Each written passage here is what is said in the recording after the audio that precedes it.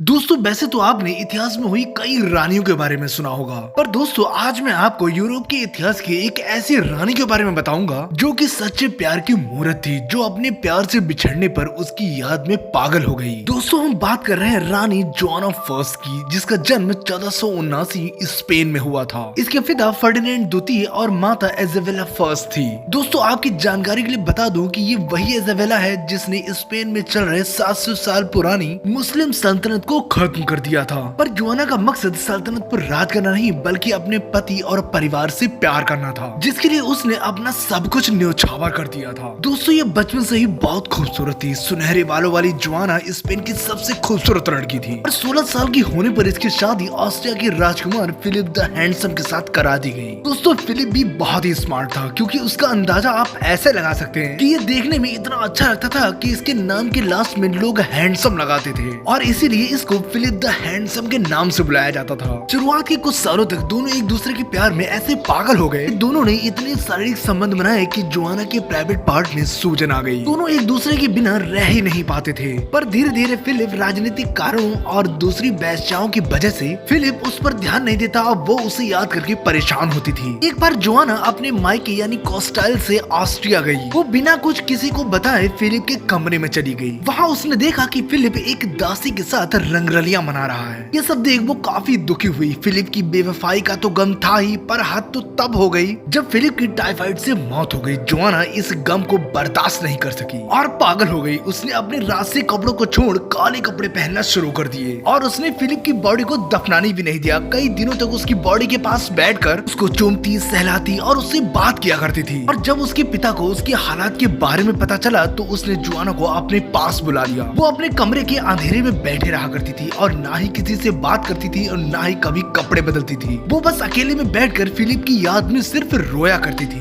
1555 में लगभग 75 साल की उम्र में इस खूबसूरत रानी ने इस दुनिया को अलविदा कह दिया। वैसे दोस्तों इस रानी के प्यार के बारे में आपका क्या कहना है, कमेंट करके जरूर बताएं। और अगर आपको ये वीडियो अच्छा लगा हो तो प्लीज सब्सक्राइब करें, क्योंकि हम ऐसे ही रियल और इंटरेस्टिंग वीडियो लाते रहते हैं।